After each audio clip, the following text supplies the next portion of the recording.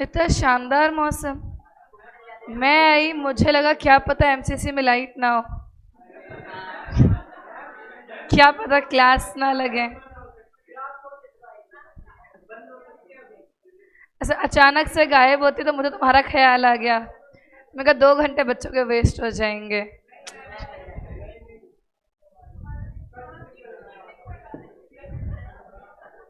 अपनी खुशी के लिए मैं दे दूंगी, आगे टेंशन मत लो। जब मेरी खुशी ज्यादा होगी ना तब मैं ले लूंगी। आज थोड़ी थोड़ी थी।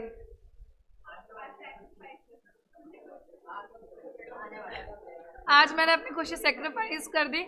कभी और डबल ट्रिपल खुशी ले लूंगी एक साथ। ठीक है।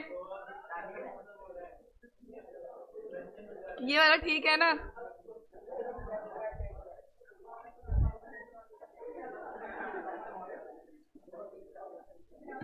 देखो ऑनलाइन बच्चों को क्या है, घर की बालकनी में बैठ के क्लास ले लेंगे,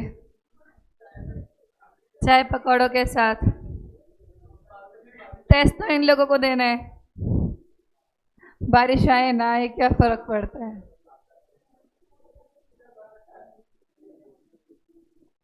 चलो अभी टेस्ट शुरू कर रहे हैं। ये लो, तुम्हारा दोस्त ही नहीं आया आज तो। ये वही है क्या, गोवा का बीच?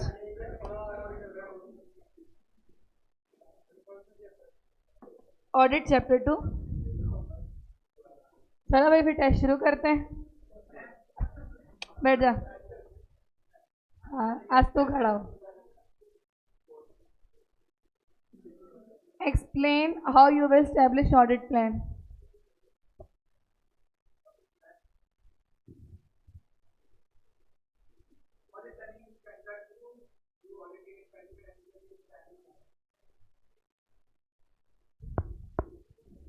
बस तो पढ़कर आया था ना।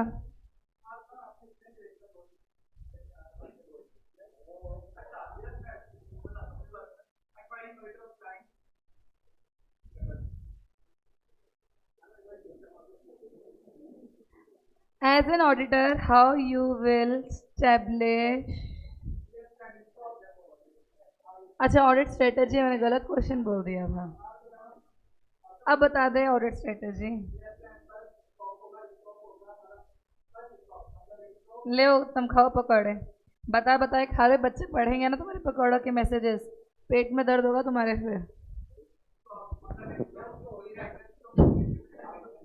सुन रही हूँ मैं। स्कोप का बोला पहला पॉइंट तूने।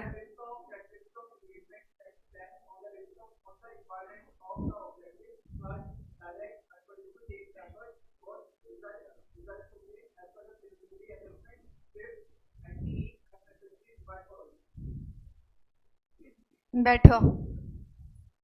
हाँ जी मैम, आप। तुम नहीं। हाँ तुम। What areas are to be covered while framing audit plan?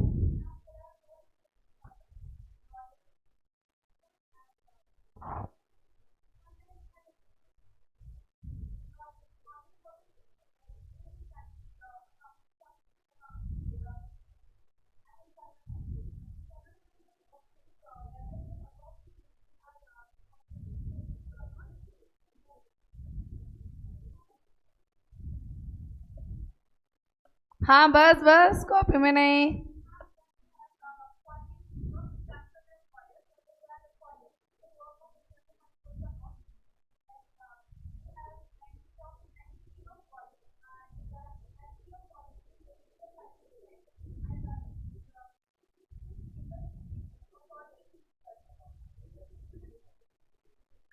Okay, sit down.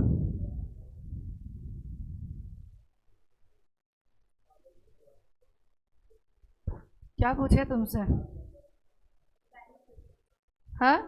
हाँ, benefits of audit, audit planning.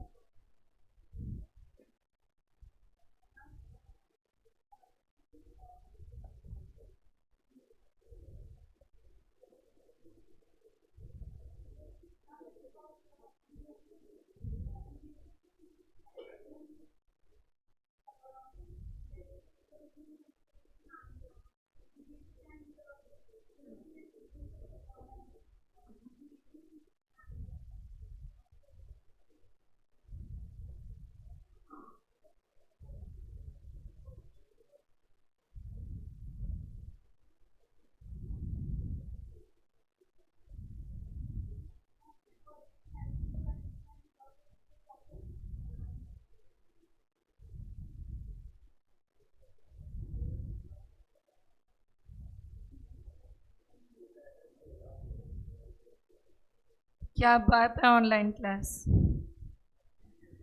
बैठ बहन। हाँ आज फिर चल तुम सुना दो पीछे मेरे को बैठ। एडवांटेजेस बताओ प्लानिंग ऑफ ऑडिट।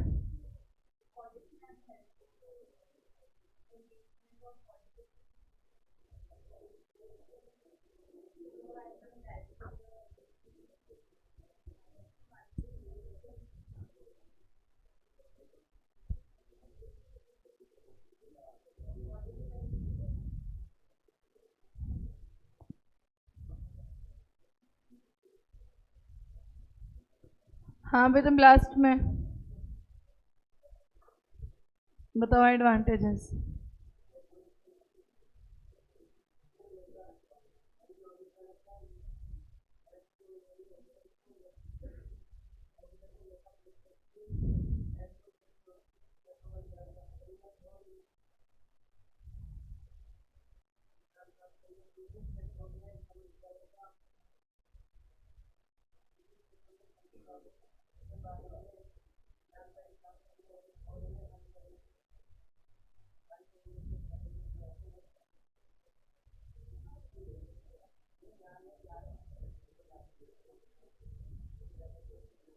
कोई बात नहीं, जितना जितना आता है उतना उतना बता दे।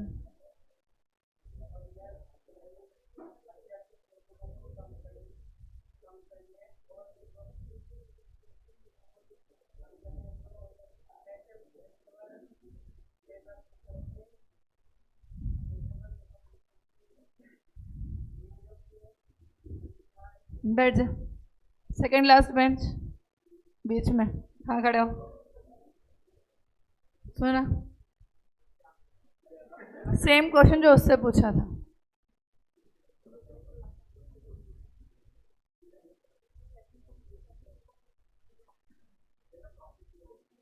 क्वेश्चन सेम है।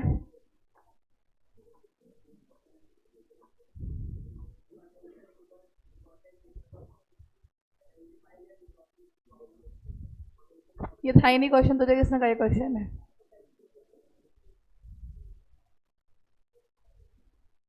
साथ वाले ने बोला ये क्वेश्चन है। ये था ही नहीं, फालतू में फंसा रहे तेरे को। संगति बदलो।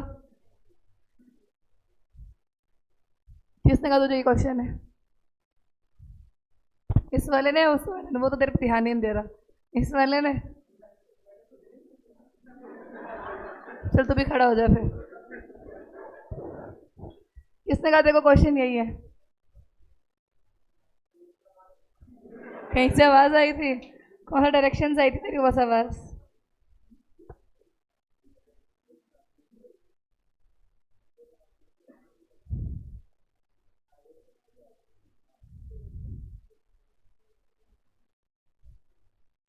हाँ जी वही पीछे पिंक टी शर्ट। कौन सा क्वेश्चन चल रहा था?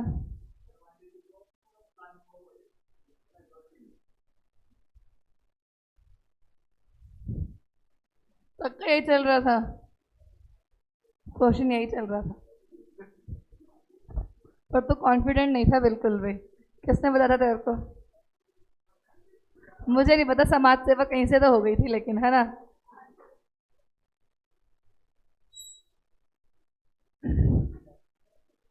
बैठो पीछे तो। तुम्हें बोला इन दोनों को तो, लेकिन आंसर तो तेरे को आता है कि तूने सुनते ही सुना दिया मेरे को 3 पॉइंट तो। बैठ। जब मैं बोल रही होती हूँ ना कुछ तो सुन लिया करो। वर्ड टू वर्ड पूछ लूंगी किसी दिन में कि मैंने क्या बोला है। बैठ जा। और वर्ड टू वर्ड तुझे बताना भी पड़ेगा मेरी बात। और जब लड़कियों को उनकी बात वर्ड टू वर्ड वापस ना बताई जाए ना तो कॉन्सिक्वेंसेस बहुत खतरनाक होते हैं। फिर हमें लगता कि हमारी बात सुनी नहीं जा रही है, फिर मैं तो टीचर और रह गई।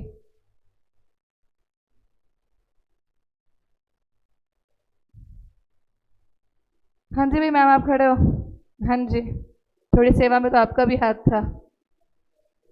पीछे देख के सवाल सेवा आप करने नहीं लगे हुए थे कि क्या बता रहे हो क्या नहीं हो, कौन सा क्वेश्चन चल रहा है कौन सा नहीं चल रहा। गर्दन तो आपकी भी हिली थी। सुनाओ आंसर।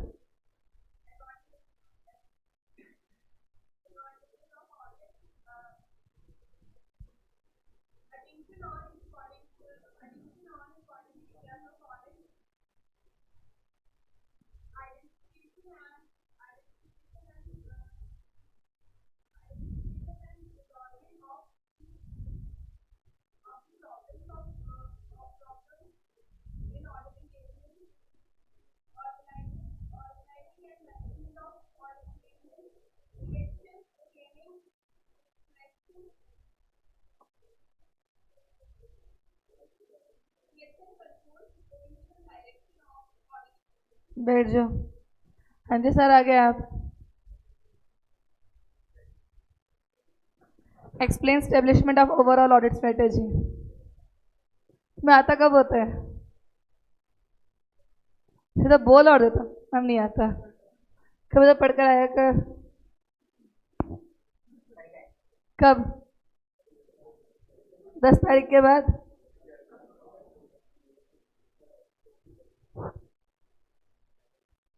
क्या रीजन है ना पढ़ के आने का?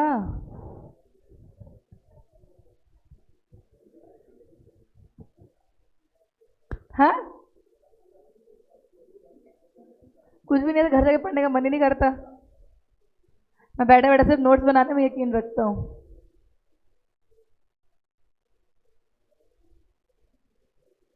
हाँ जी भाई, तुम दोनों में से कौन सा आंसर सुना रहे हो?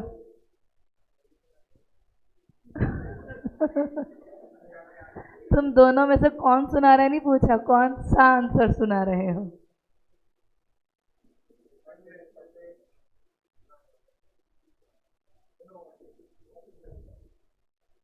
बैठ जा। नाम क्या है तुम्हारा? यश गुप्ता। गुप्ता जी पढ़ लो। पापा का बिजनेस है तुम्हारे? ठीक है। घर में तुम पहले हो जो सीए कर रहे हैं, बाकी सब बिजनेस में है। तुम्हें भी सीए करके बिजनेस संभालना है। कहाँ पर? अच्छा, जैन है, इलेक्ट्रिसिटी डिपार्टमेंट। वो कैसे गवर्नमेंट जॉब में चले गए? सही है। लग गई क्योंकि इससे चले गए, पढ़े तो थे ही नहीं वो।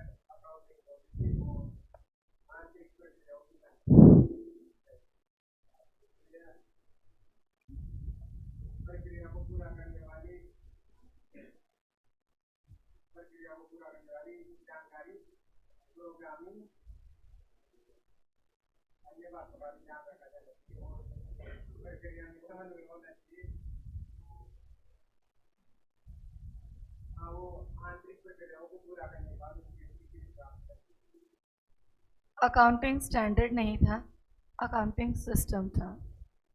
बाकी सब ठीक है, बैठ जा। चलो भाई टॉपिक शुरू करो।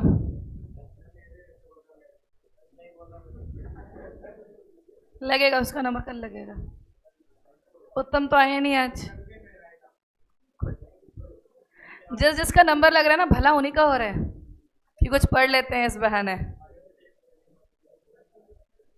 टेक्निकल टीम पढ़ता नहीं है ढंग से।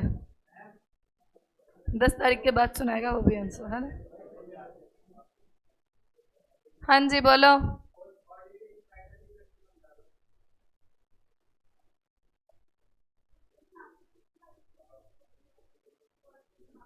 कौन से वाले? Establishment of overall audit strategy.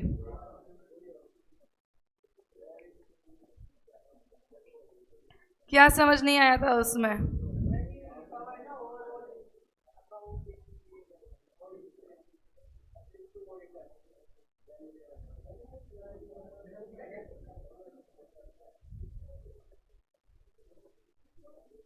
यहाँ लेकर आ, क्या पूछ रहे हैं?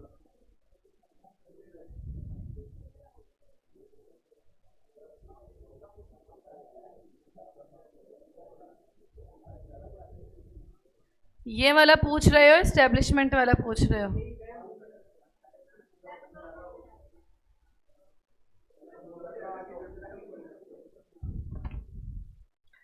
पहले टॉपिक पे आओ, फिर establishment of overall audit strategy. Strategy बनाने का तरीका बोला हुआ है इन्होंने कि किस तरीके से आप ओवरऑल ऑडिट स्ट्रेटेजी फ्रेम करते हो। सबसे पहली चीज़, हमने इसमें से 4 कीवर्ड्स निकाले हैं स्ट्रेटेजी को फ्रेम करने के लिए। इसमें कोई सीक्वेंस नहीं है। ये हमने सिर्फ 4 कीवर्ड्स निकाले हैं ताकि आंसर आप इन कीवर्ड के बेसिस पे याद रख सको। क्योंकि कभी कभी हमारे पास में कोई हेडिंग होती है तो हेडिंग के थ्रू हमें आंसर याद रहता है, सेम उस तरीके से। सबसे पहले हमने बोला है कि हम ओवरऑल स्ट्रेटेजी बनाने के लिए क्या बनाएंगे? स्कोप के बाद हम क्या करेंगे?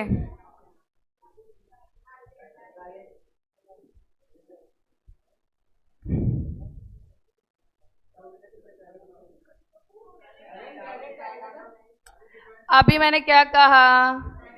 इसमें कोई सीक्वेंस वाली बात नहीं है। हमने तो सिर्फ चीज़ों को लर्न करने के लिए हेडिंग्स में डिवाइड किया है।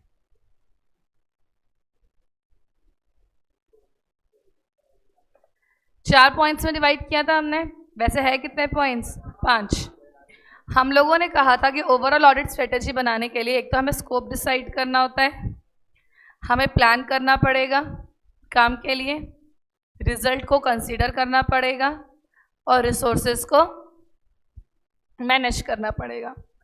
अब काम का स्कोप डिसाइड करने के लिए पहले ये पता होना चाहिए कि आप काम कर क्या रहे हो।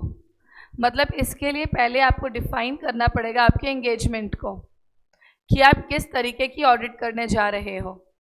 टैक्स ऑडिट है, कॉस्ट ऑडिट है, स्टॉक ऑडिट है, किस तरीके की ऑडिट है सबसे पहले डिफाइन करोगे। इसलिए कैरेक्टरिस्टिक्स ऑफ एंगेजमेंट, चाहो तो एग्जाम्पल लिख लो। कॉस्ट ऑडिट करने जा रहे हो, टैक्स ऑडिट करने जा रहे हो, क्या करने जा रहे हो, ये चीज़ आ जाती है। इसके बेसिस पर हमारे काम का क्या पता चलेगा? स्कोप। पहला पॉइंट समझ में आया? तो काम का स्कोप डिफाइन किस बेसिस पे हो रहा है कि आप क्या एंगेजमेंट करने जा रहे हो। प्लान करना है किस चीज़ को? एक बार काम का स्कोप पता चल गया, फिर क्या प्लान करोगे? ऑडिट को, जिसके लिए यहाँ पे तुम लोग NTE, नेचर, टाइम और एक्सटेंट देखोगे। किस चीज़ का? ऑडिट प्रोसीजर्स जो आप परफॉर्म करने वाले हो। क्लियर है? फिर इसमें अगला पॉइंट है कि आपको कंसीडर करना है। कंसीडर मतलब ध्यान में रखना है रिजल्ट्स। किस चीज़ के रिजल्ट को कंसीडर करना है?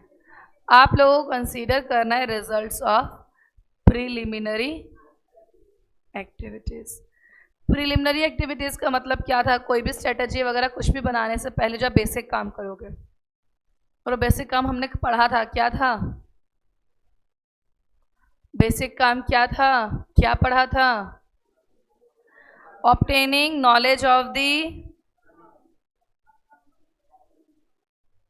क्लाइंट या एंटिटी एंड इट्स ऑपरेशंस। सबसे पहले तो आप क्या ऑब्टेन करोगे? नॉलेज ना। नॉलेज के बेसिस से पता चला था कि रिस्क है या नहीं है, इंटरनल कंट्रोल अच्छा है या बकवास है, ये सारी बातें पता चल रही थी। तो इसको मुझे क्या करना पड़ेगा? कंसीडर। फिर आपको अपने रिसोर्सेज से रिलेटेड दो बातों पे ध्यान देना है। पहले आपको ये देखना है कि रिसोर्सेज को डायरेक्शन और सुपरविजन कितना देना है और कैसे देना है, मतलब उनके काम को कोऑर्डिनेट कैसे करना है, ये सब चीज़ें देखनी है।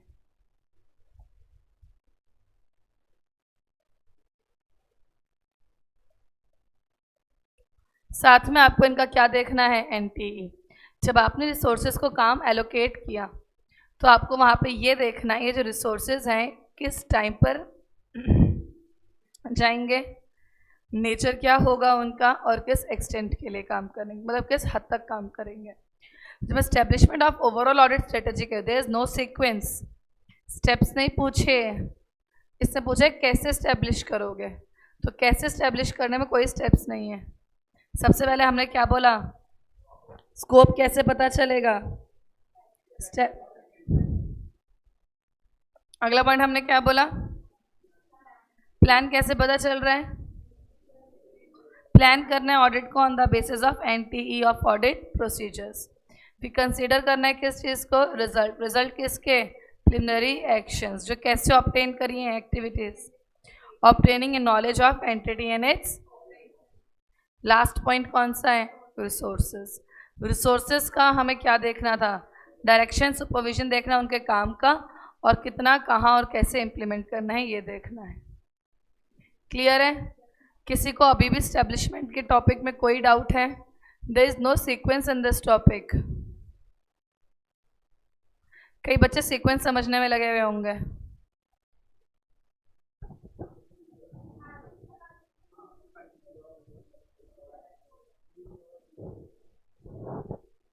तेरा हो गया भाई? तुम्हारा डाउट दूसरा क्वेश्चन है? किसी का भी वो क्वालिटी क्वांटिटी टाइम और वो वाला क्वेश्चन डाउट है क्या, कि कैसे आप की रिसोर्सेज को मैनेज करोगे? हाँ, की रिसोर्सेज मैनेजमेंट तुम्हारा डाउट था ना? हाँ,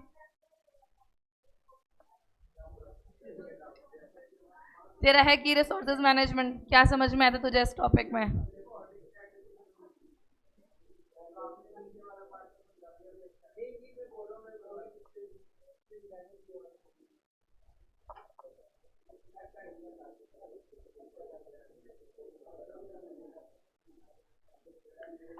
इन्होंने ना कहीं पे भी ऑडिट स्ट्रेटेजी के बारे में ऐसा डेफिनेशन से स्टार्ट नहीं किया, इन्होंने डायरेक्टली क्वेश्चन स्टार्ट किए ऑडिट स्ट्रेटेजी से रिलेटेड।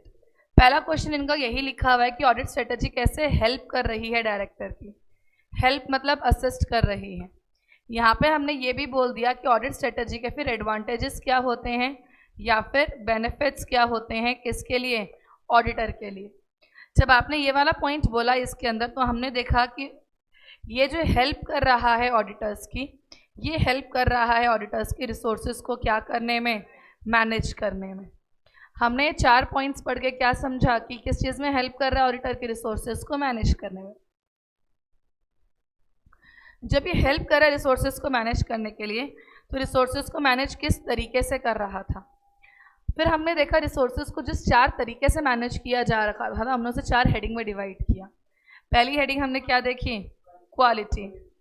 दूसरी हेडिंग हमने क्या देखी, क्वांटिटी। फिर हमने देखा टाइमिंग, और फिर हमने देखा डायरेक्शन। रिसोर्सेज को मैनेज करते वक्त हम लोगों ने एक बात कही थी एडवांटेजेस के अंदर भी, कि हम लोग सेलेक्ट करते हैं रिसोर्सेज को on the basis of their capabilities. जिसके पास में जितनी ज़्यादा कैपेबिलिटी होगी उस बेसिस पे हमको काम असाइन करेंगे। तो सबसे पहला पॉइंट क्वालिटी में यही बात कह रहा है। इन्होंने ये बोला जब स्ट्रेटेजी बनाओगे तो आप यूज़ करोगे अप्रोप्रिएटली एक्सपीरियंस्ड टीम को। एक्सपीरियंस्ड होना उसका क्या है, क्वालिटी है। तो आप एक अप्रोप्रिएट एक्सपीरियंस टीम को सेलेक्ट करोगे। कैसे एरियाज के लिए, हाई रिस्क एरिया। तो जो फ्रेशी है वो तो नॉर्मल काम कर देंगे, लेकिन रिस्क एरिया के लिए कौन काम करेगा, एक्सपीरियंस टीम काम करेगी। क्वांटिटी मतलब अमाउंट, कितने आर्टिकल्स को आपको एलोकेट करना है कोई भी स्पेसिफिक ऑडिट एरिया। माना मेरे को सेल्स के इनवॉइसेस चेक करवाने थे, तो मैंने 3 आर्टिकल्स को लगा रखा है सेल के इनवॉइसेस चेक करने के लिए। किसी भी ऑडिट एरिया के अंदर कितने रिसोर्सेज को आप काम एलोकेट कर रहे हो, बात क्या है, number of team member assign the above thing. इन्होंने एग्जांपल के दे रखा है कि इन्वेंट्री काउंट के लिए आपने कितने मेंबर्स को असाइन कर रखा है काम, मतलब कितने आर्टिकल्स आपके बैठ के इन्वेंट्री काउंटिंग कर रहे हैं। फिर अगला पॉइंट उन्होंने स्ट्रेटेजी बनाते वक्त हमें बोला है कि हम लोगों के लिए सबसे ज़्यादा ज़रूरी क्या है, टाइमिंग। और किसी भी चीज़ को चेक करना तो कब चेक करना चाहिए, टाइम क्या होना चाहिए, इंट्रीम ऑडिट के टाइम करो या फिर जैसे कि अगर आप लोगों को बैंकिंग कंपनी के अंदर इंटरेस्ट चेक करना है तो इंटरेस्ट तो क्वार्टरली मिलता है, वो क्वार्टरली जाके चेक करना पड़ेगा। क्यों? क्योंकि क्वार्टरली जो बैलेंस होगा उसी बैलेंस पे इंटरेस्ट मिलेगा। और how they will be manage, directed and supervised, ये यहाँ पे क्या लिखा है, डायरेक्शन। मतलब जब मैंने आर्टिकल्स को भेजा, 3 आर्टिकल्स को ऑडिट करने के लिए, तो मैं इसको समझा के भेजा होगा, उसे क्या करना बोलते हैं, ब्रीफिंग मीटिंग्स। उन्होंने काम करके आए, काम करके आके मुझे फीडबैक दिया, वो क्या होगा, डी ब्रीफिंग मीटिंग्स। ये सुपरवाइज करने का तरीका होता है, जब आप किसी को कोई चीज़ बताकर भेजते हो और वह आके आपको वापस चीज़ को बता देता है। समझ में आ गई बात? हाँ भाई।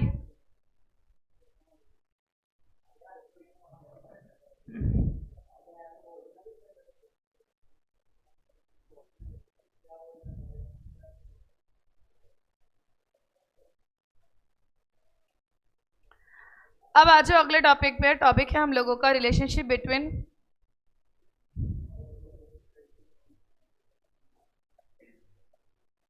Audit strategy and plan. कल की क्लास में मैंने बताया था पहले क्या बनता है, फिर क्या बनेगा। इन्होंने यही लाइन लिखी है, पहली लाइन ध्यान से देखो क्या लिखा है। एक बार ही आपकी ओवरऑल ऑडिट स्ट्रेटेजी बन गई, फिर आप क्या बनाओगे, प्लान बनाओगे। यही लिखी है फर्स्ट लाइन बुक में। अगर मैं बुक के अंदर जाऊं तो क्या लाइन लिखी हुई है, एक बार ही आपकी once the overall audit strategy have been established audit plan can be develop, ताकि आप बहुत सारी बातों को जो आपने आइडेंटिफाई किया है स्ट्रेटेजी बनाते वक्त उन्हें कंसीडर करके रिसोर्सेज को मैनेज कर सको। तो इस स्टेटमेंट से ही मुझे पता चल गया सबसे पहले क्या बनेगा, स्ट्रेटेजी के बाद क्या बनेगा, प्लान। स्ट्रेटेजी बड़ा और प्लान छोटा। अब एक बात बताओ, तुम्हें ना कोई प्लान में चेंज करना था, तो प्लान में चेंज करने के लिए पहले स्ट्रेटेजी चेंज करनी पड़ेगी, क्योंकि प्लान किसके बेसिस पे बना था, स्ट्रेटेजी। और अगर स्ट्रेटेजी में कोई चेंज आया तो प्लान में चेंज होगा। मतलब change in one will result into change इन, अगर एक में बदलाव आएगा तो दूसरे में बदलाव करना पड़ेगा ही पड़ेगा। कोई सीक्वेंस फिक्स नहीं करी इसकी हमने। क्या पॉइंट बोला हुआ इन्होंने, क्योंकि दोनों के दोनों इंटर रिलेटेड है तो चेंज इन वन में result into change in other. इन दो बातों को ध्यान में रखना। पहली बात क्या है, ट्रू फॉल्स के लिए है ये काम का बस हमारा, और कुछ काम नहीं है इसमें। कि स्ट्रेटेजी बड़ा या प्लान बड़ा, स्ट्रेटेजी। क्या एक में चेंज आएगा तो उसका इफेक्ट दूसरे पे पड़ेगा, क्लियर है। अब आ जाए डेवलपमेंट ऑफ ऑडिट प्लान पे। हमने थोड़ा सा प्लान के बारे में पढ़ा था, फिर आया स्ट्रेटेजी, अब फिर से किसके बारे में पढ़ने जा रहे हैं, plan. Development of audit plan. Development of audit plan को करने से पहले एक छोटी सी बात को समझेंगे हम लोग। हमने ऐसे 200 कवर किया, नाम बताओ क्या था,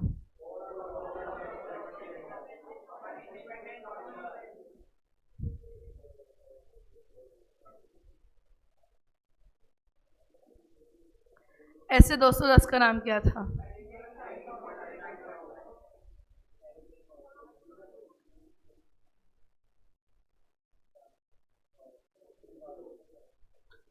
है ना। फिर ऐसे 300 पड़ा था नाम,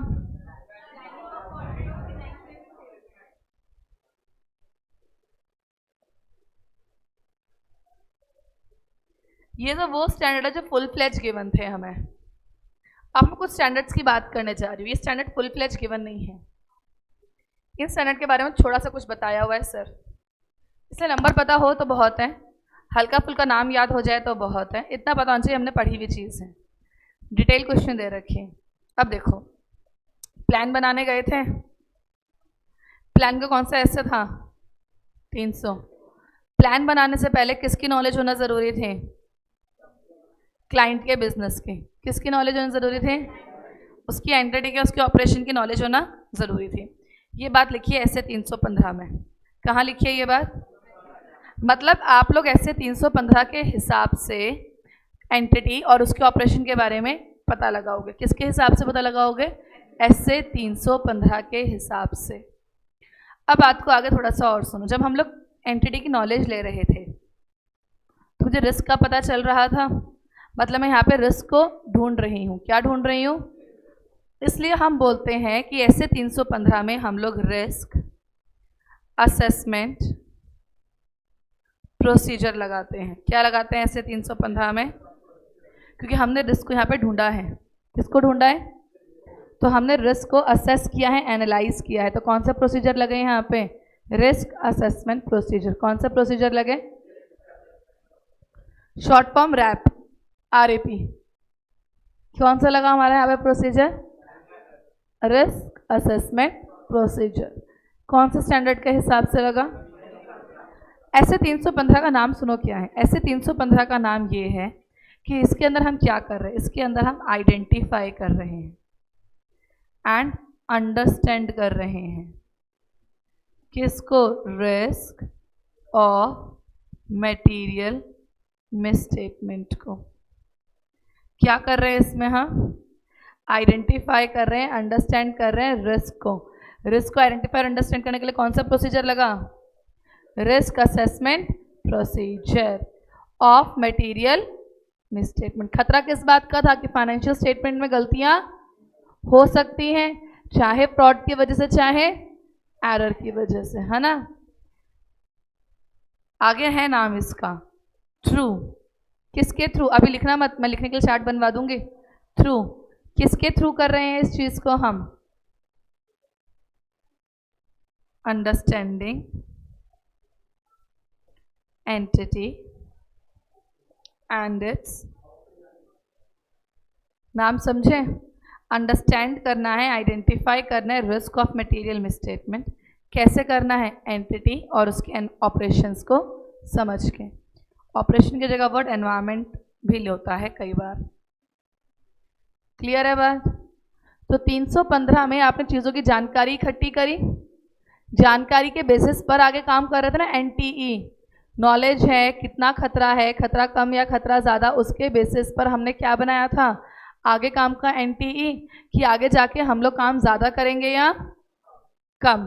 तो 315 में जो नॉलेज इकट्ठी करी है, इस नॉलेज के बेसिस पर ऐसे आता है 330। कौन सा ऐसे आता है इसके बेसिस पे? 330। यहाँ पे हम लोग रिस्पॉन्स दे रहे हैं। क्या दे रहे हैं? किसको दे रहे हैं? To assessed risk. जो कहाँ पे ढूंढा था? 315 में जो रिस्क ढूंढा था उसका रिस्पॉन्स कहाँ देंगे? इसका मतलब 330 के अंदर फर्दर ऑडिट प्रोसीजर बता रखे हैं जो आपको परफॉर्म करने पड़ेंगे। किसके बिहाफ? किस लिए? क्योंकि आपने रिस्क को आइडेंटिफाई। अगर रिस्क आपने ज़्यादा आइडेंटिफाई किया 315 के अंदर, तो 330 के अंदर काम का NTE भी क्या रहेगा? ज़्यादा प्रोसीजर अप्लाई करोगे। और अगर 315 के अंदर रिस्क कम आइडेंटिफाई किया तो 330 के अंदर काम का NTE भी क्या रहेगा? कम रहेगा। Getting my point? 315 330 डिटेल में नहीं दे रखा, इतना ही दे रखा है सिर्फ। बस ये नॉलेज कैसे गेन होती है वो बताया हुआ है तुम्हें। मतलब 300 में प्लान बनाने के लिए 315 और 330 को कंसीडर करना जरूरी है।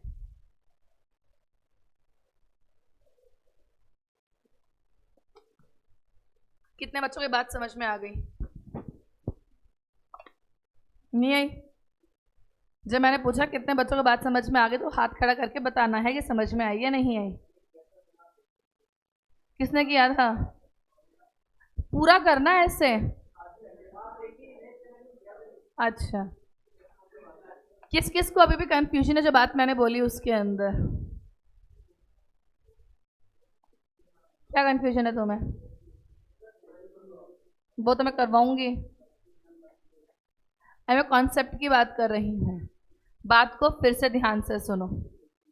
जिन्हें नहीं समझ में आया है उन लोगों के लिए फिर से बता रही हूँ। ऐसे 300 में हम लोग ऑडिट को प्लान करने की बात कर रहे थे। किसी भी चीज़ को प्लान करने के लिए पहले उसके बारे में नॉलेज होनी तो 315 के अंदर हम लोग उसी नॉलेज को क्या करेंगे, गेन करेंगे, ऑब्टेन करेंगे। वही नॉलेज को हम लोग गेन करेंगे। कैसे गेन करेंगे? एंटिटी के बारे में अंडरस्टैंडिंग ऑब्टेन करके, उस एंटिटी के बारे में जान के। फॉर एग्जांपल कैसे जानोगे एंटिटी के बारे में? मानो इंश्योरेंस कंपनी है, तो इंडस्ट्री कौन सी है, रेगुलेटर कौन सा है, रेगुलेटर मतलब कौन सा एक्ट लगता है, कौन सा एफआरएफ लगता है, कंपनी में शेयर होल्डिंग किसकी कितनी ज़्यादा है, कंपनी में डेट है, कंपनी में फाइन मतलब इक्विटी के थ्रू हो रखा है, कंपनी कोई सब्सिडरी कंपनी है या नहीं है, कोई होल्डिंग कंपनी है या नहीं, ये सारी बातों की इन्फॉर्मेशन मैं क्या करूँगी, इनको इकट्ठा करके मुझे क्या पता चलेगा। और इस रिस्क के रिस्पॉन्स में 330 में मैं फर्दर काम करूँगी। मतलब अगर मुझे लग रहा है कि खतरा ज़्यादा है, डेटर्स वगैरह में रिस्क ज़्यादा है क्या, या मुझे नॉलेज से ऐसा लग रहा है कि कंपनी के अंदर फ्रॉड के चांसेस ज़्यादा हैं, तो मैं कंफर्मेशन भी लगाऊंगी, मैं खुद जाके वेरिफिकेशन भी करके आऊँगी, मैं पिछले साल के आइटम को इस साल से कंपेयर भी करूँगी। इसे हम बोलते हैं एनालिटिकल प्रोसीजर। क्या बोलते हैं? एनालिटिकल। एनालिटिकल वर्ड बना है एनालिसिस से, जहाँ पे मैं एनालिसिस करती हूँ प्रीवियस ईयर के डेटा को करंट ईयर के डेटा के साथ में। तो जब तक आपके पास में कुछ कंपेयर करने के लिए नहीं है, तब तक आप सही गलत का फैसला कैसे कर सकते हो? जब तक आपके पास में कुछ भी कंपेयर करने के लिए नहीं है, तब तक सही गलत का फैसला नहीं हो सकता। इसलिए यहाँ पे हम लोगों को एनालिटिकल प्रोसीजर भी लगाने पड़ते हैं। जैसे कि इस साल मैंने ट्रैवलिंग एक्सपेंस दिखाया 15 लाख रुपए, पिछले साल यही एक्सपेंस कितना था, कितना गुना बढ़ गया? तो मैं पूछूंगी कि कैसे? उन्होंने बोला पेट्रोल डीजल के रेट बढ़ गए, कितने बढ़ गए ऐसे? इतना कैसे हो गया खर्चा? तो गड़बड़ दिख रही है, कुछ तो गड़बड़ है।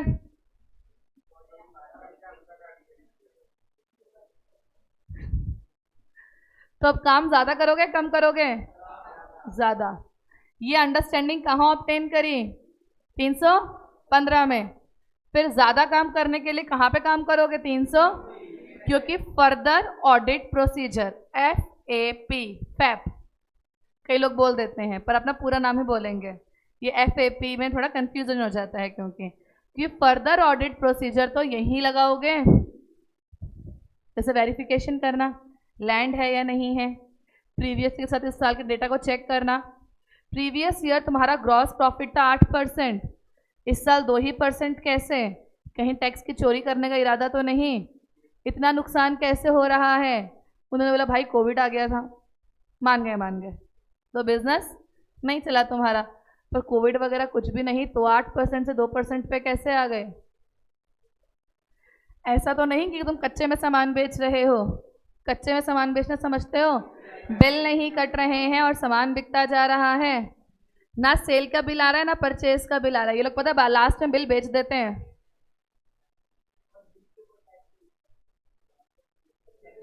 जैसे कि किसी को परचेज के बिल चाहिए, मुझे सेल के बिल बनाने हैं, मैंने उसको सेल के बिल दे दिए, तेरे नाम पे एक बिल काट दिए। समझे बात को? हाँ, एक जने को कैश देना पड़ेगा, टैक्स। तो टैक्स तो थोड़ा तो देना ही पड़ेगा, वरना GST नंबर ले रखा है भाई। इनपुट ज्यादा दिखाओगे, आउटपुट का तो कुछ ना कुछ जुगाड़ चलता ही रहता है। बिजनेस में मोस्टली लोग लास्ट में यही काम कर रहे होते हैं। क्यों सेठ जी? ये बैठते भी जैसे सेठ जी की तरह है क्लास में, ऐसे बस गल्ले खोलने की देरी है अभी मेरे को यहाँ पे। तुम्हारी शक्ल से पता चला कि तुम बनिया हो, कि तुम बनिया हो, बिजनेसमैन फैमिली वाले। ऐसे इसको देख के मुझे पता चला था। तेरे शक्ल से कुछ पता नहीं चल रहा। तेरे शक्ल से तो ये पता चल रहा है कि तुझे घर वालों ने बहुत काजू बादाम खिलाए, पर असर किसी का नहीं हुआ। वो माल न्यूट्रिशन का शिकार होता है ना, इसे कुछ खिलाया पिलाया करो, ये CA करता करता गायब ना हो जाए।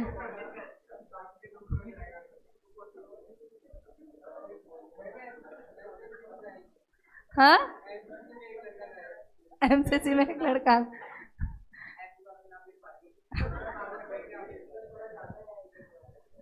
फिर से माइक्रोस्कोप लेके ढूंढना पड़ेगा तुम्हें। तुम कुछ खाया पिया करो।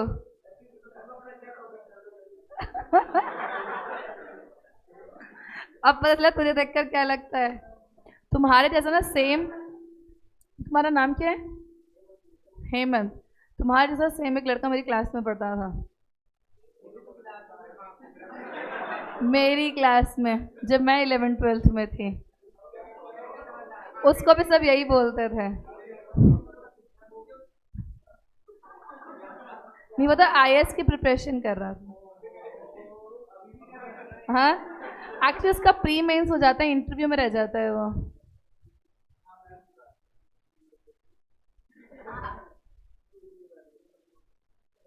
वो साथ में जॉब करता रहता है पर आईएएस नहीं छोड़ता। वो होता है ना कईयों के अंदर के, अब तो बनना ही है वाली बात है।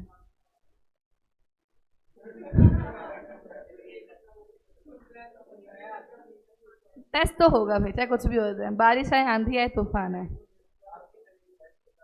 ये कह रहे हैं मतलब मैम का भी था कि टेस्ट लेना है तो लेना ही लेना है, चाहे कुछ भी हो जाए, वही वाली बात। चलो बात को समझो क्या लिखा हुआ है। सबसे पहले ऐसे कौन सा लगा? 315। ऐसे 315 में हम लोगों ने क्या परफॉर्म किया? ऐसे 315 में हम लोगों ने परफॉर्म किया आरएपी, रिस्क असेसमेंट प्रोसीजर। कौन सा स्टैंडर्ड के अंदर किया? नाम, जहां पे हमने क्या किया? आइडेंटिफाई किया है risk of, risk of material miss statement. कई जगह पे तुम लोगों को ऐसे लिखा हुआ मिल जाएगा आरएमएम, रिस्क ऑफ मटेरियल। किसके थ्रू करा हमने ये? Understanding entity and its environment. ठीक है, ये ऑपरेशन। फिर कौन सा ऐसे लगाया? 330 में आपने परफॉर्म किए फर्दर ऑडिट प्रोसीजर्स। ये फर्दर ऑडिट प्रोसीजर्स आपने परफॉर्म किए हैं 330 के अंदर। ये फर्दर ऑडिट प्रोसीजर्स आपने कौन से स्टैंडर्ड के अंदर किए हैं? Responses to assessed risk. पता है मुझे, ऐसे यहाँ से उतरता है। हाँ, चूहिया है वो, चूहा नहीं है। क्योंकि पहले यहाँ पे बैठता था GI1 और GI1 ने कहा था वो चुईया है, तब से वो चुईया ही है। वो यहाँ से उतर के जाता है, यहाँ से वो एसी के अंदर घुस जाता है, फिर वो थोड़ी देर एसी के अंदर रहता है, फिर वापस यहाँ से उतर के यहाँ से ऐसे चला जाता है। हाँ, अरे तो यही GI1 बैठता था, उनके जाने के बाद में यही GI5 बैठाने लग गए, उनके जाने के बाद यही GI7 बैठने लग गया। इसका रूट नहीं बदल रहा, लेकिन ये अभी भी ऐसे ऐसे।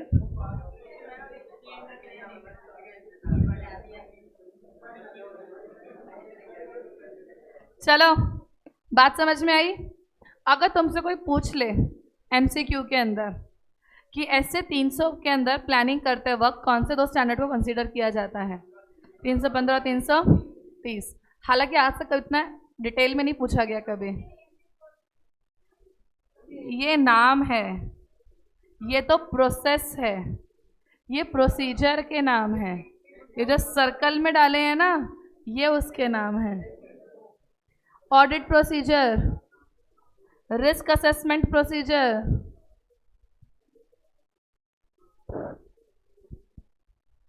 समझ में आ गई बात? पक्का? नोट्स तो कल अपलोड हो गए थे, मिल गए थे ना?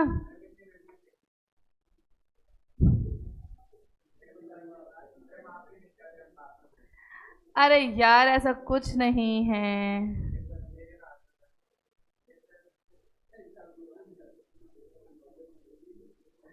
मैंने आगे बात करी हुई है, सो कोई रिस्पॉन्स आएगा तो मैं तुम्हें बताऊंगी।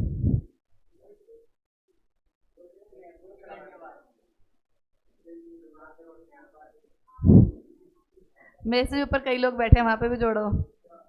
यहाँ जोड़ने से कुछ नहीं होगा क्योंकि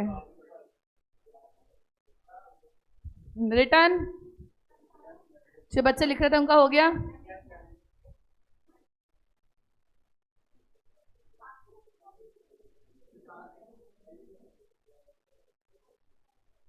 जो बच्चे कुछ नहीं कर रहे हैं कृपया बुक में पढ़ लो या नोट्स में देख लो, कुछ तो करा करो दूसरी शक्लें देखने की जगह। देखो क्या लिखा हुआ है, the auditor should develop an audit plan. Auditor जब ऑडिट प्लान को डेवलप करेगा तो वो इंक्लूड करेगा डिस्क्रिप्शन इन दो स्टैंडर्ड्स का। ये लाइन को ध्यान से रखना, अगर एमसीक्यू उठा तो इस लाइन पे ही उठेगा। नहीं ना चुया यहाँ से, देखो ऐसी भी जाएगी नहीं जाएगी आज। The auditor shall develop an audit plan. Auditor जब ऑडिट प्लान डेवलप करेगा तो डिस्क्रिप्शन किस किस का लेगा, ऐसे 315 और 300। इसमें एनटीई डिसाइड करेगा रिस्क असेसमेंट, जहां पे वो आइडेंटिफाई और असेस करेगा risk of material misstatement through understanding the entity and it's. फिर एनटीई करेगा फर्दर ऑडिट प्रोसीजर का, किसके थ्रू, अंडर ऐसे 330 ऑडिटर्स रिस्पॉन्स टू असेस और अदर प्रोसीजर लगाएगा as per other standard. Clear है? तुमसे ऐसे पूछा जाएगा जब ऑडिटर ओवरऑल ऑडिट प्लान बना रहा है तो डिस्क्रिप्शन किस किस का लाएगा, 315, 330 और अदर स्टैंडर्ड्स और fourth point all of the above. Answer क्या आएगा? एमसीक्यू तैयार कर रहे हो ना साथ साथ? मार्क कर लिया इसको एज ए एमसीक्यू?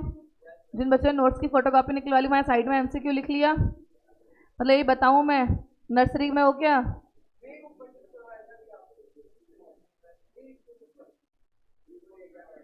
वो ट्रू फॉल्स मार्क करवाया था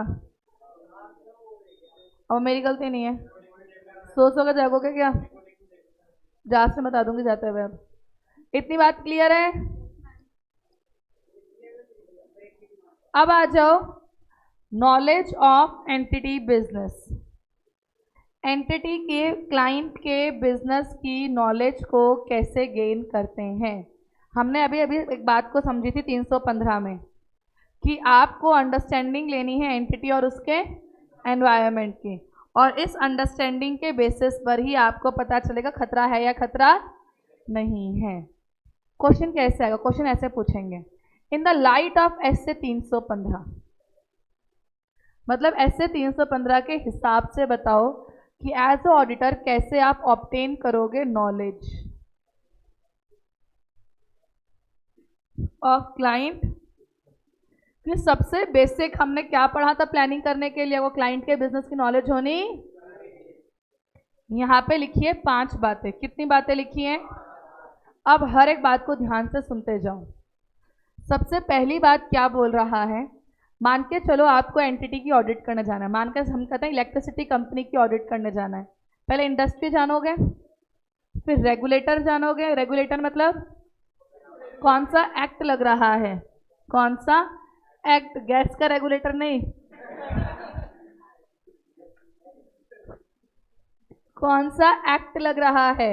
और फिर जानोगे उसका FRF। एक बात बताओ, मैंने कहा इलेक्ट्रिसिटी कंपनी तो पहले दिमाग में का कौन सा एक्ट लगा, और फिर एक्ट के हिसाब से तुम्हें क्या पता चलेगा उसका FRF। सीक्वेंस को समझे? सबसे पहले आपको क्या जानना है, रिलेवेंट इंडस्ट्री। इंडस्ट्री की नॉलेज के बेसिस पर क्या जानोगे, रेगुलेटर। और रेगुलेटरी बॉडी, कौन सी बॉडी आपको रेगुलेट, जैसे बैंक के लिए RBI, इंश्योरेंस के लिए IRDA, ऐसे। फिर आपको क्या जानना है, एप्लीकेबल। पहला मुद्दा क्लियर?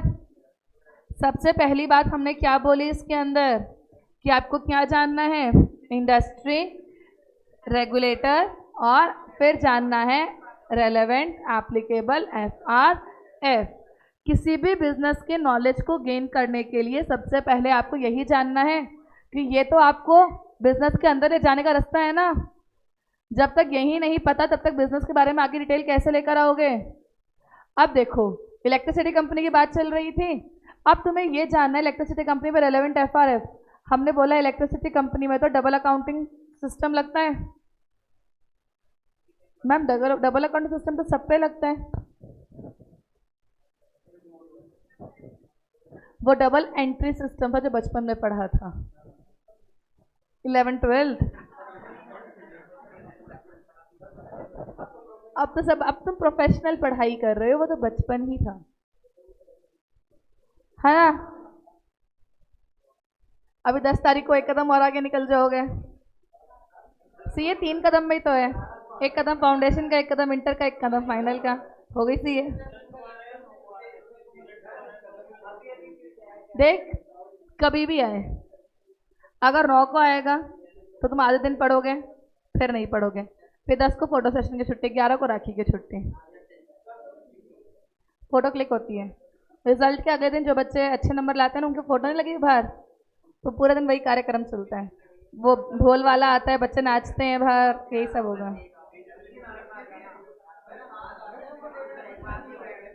ठीक है, तुम छुट्टियां का पॉइंट समझो बस।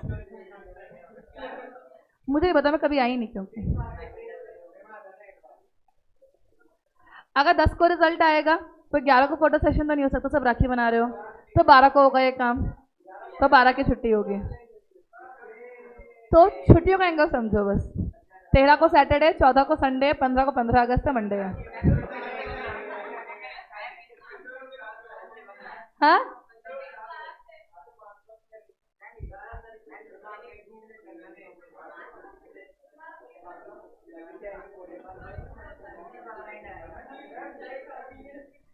मैं बताऊं, स्टूडेंट से ज्यादा जो छुट्टियों में कैलकुलेशन रखता है इकलौती मैं ही होंगी।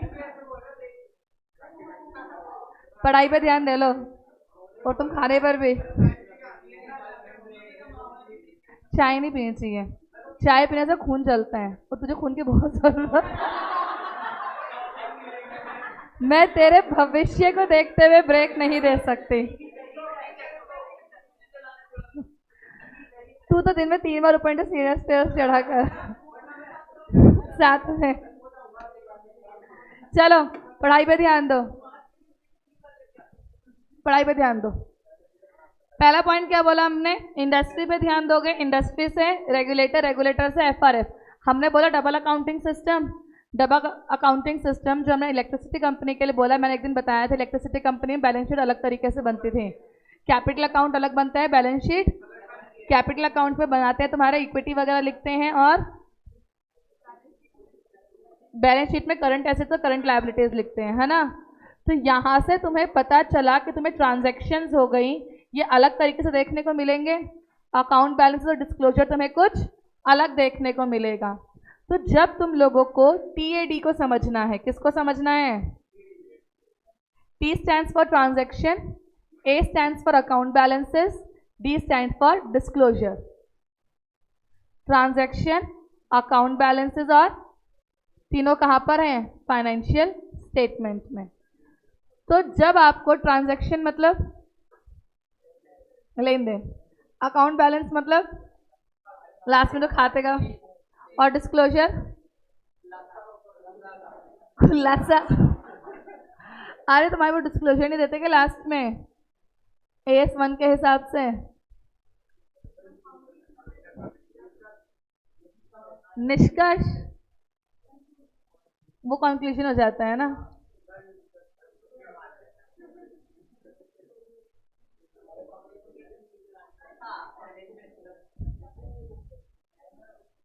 बुक में कुछ तो होगा, यहाँ पे मैं देखूँ बुक में कहाँ लिखा है, लेकर आ बुक। प्रकटीकरण लिखा होगा,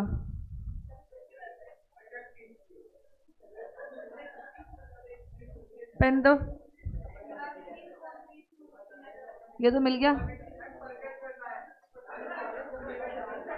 लेन देन, खाता शेष, प्रकटीकरण, ठीक है। ऐसे में साथ साथ रख कर शायद पढ़ा भी दूं। अब सुनो,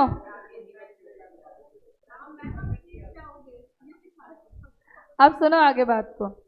जब तुम लोगों को इन 3 चीजों को देखना है, क्या था, ट्रांजैक्शन मतलब लेन देन, अकाउंट बैलेंसेस मतलब खाता शेष, और डिस्क्लोजर मतलब, ठीक है, चुप रह दो। एंड डिस्क्लोजर्स, जब इन 3 चीज़ों के बारे में आपको देखना है तो आपको एंटिटी के नेचर के बारे में कुछ पता होना चाहिए। क्या क्या चीज़ें पता होनी चाहिए एंटिटी के नेचर के बारे में? देखो, एंटिटी के नेचर के बारे में तुम्हें इन 4 चीज़ों के बारे में पता होना चाहिए अगर तुम्हें अंडरस्टैंडिंग ऑब्टेन करनी है किन चीज़ों की? TAD की। वो क्या है? Transactions, account balance, disclosure. अब बात को ध्यान से सुनो। इलेक्ट्रिसिटी कंपनी में सबसे पहले तुम लोग देखोगे कंपनी का काम क्या है, ऑपरेशंस। अगर तुम लोग मैन्युफैक्चरिंग कंपनी में गए तो ऑपरेशन देखा मैन्युफैक्चरिंग का है, तुम्हें इन्वेंट्री मिलेगा, इन्वेंट्री मिलेगी ना। कोई मैन्युफैक्चरिंग कंपनी होगी तो इन्वेंट्री मिलेगी, तो उसका ट्रांजैक्शन, अकाउंट बैलेंस और डिस्क्लोजर अलग होगा। मैं किसी होटल कंपनी में गई तो वहाँ इन्वेंट्री मिलेगा क्या? सर्विस है, सर्विस में तो इन्वेंट्री, तो वहाँ पे ट्रांजैक्शन, अकाउंट बैलेंस, डिस्क्लोजर अलग तरीके के होंगे। तो जब भी आपको समझना है किसी भी कंपनी के ट्रांजैक्शन, अकाउंट बैलेंस और डिस्क्लोजर के बारे में, सबसे पहले आपको नेचर जानना है एंटिटी का। और नेचर जानने में सबसे पहली चीज़ तुम्हें जानना है उसके ऑपरेशंस की, कंपनी में काम क्या हो रहा है। अगला आपको जानना है कंपनी के ओनरशिप पैटर्न को। ओनरशिप मतलब प्राइवेट कंपनी है, पब्लिक कंपनी है, गवर्नमेंट कंपनी है, किस तरीके की कंपनी है, सोल प्रोप्राइटर है, क्या चीज़ है बेसिकली। फिर आपको जानना है उसके इन्वेस्टमेंट पैटर्न को। इन्वेस्टमेंट पैटर्न को क्यों? कहीं कोई सब्सिडरी कंपनी तो नहीं, कहीं कोई ऐसी कंपनी जिसमें 100% निवेश कर रखा हो, तो उस कंपनी के लॉसेस भी हमारी कंपनी में कंसोलिडेट कर देंगे, लास्ट में जोड़ देंगे ना। तो आपको क्या भी जानना पड़ेगा कि इन्वेस्टमेंट कहाँ कहाँ कर रखा है। और फिर आपको जानना है उसके स्ट्रक्चर के बारे में, ये देखना है कि कैसे कंपनी फाइनेंस्ड है। फाइनेंस मतलब डेट है या फिर इक्विटी है। इन 4 चीज़ों से तुम्हें TAD के बारे में पता चलेगा। TAD क्या है? ट्रांजैक्शन, अकाउंट बैलेंसेस और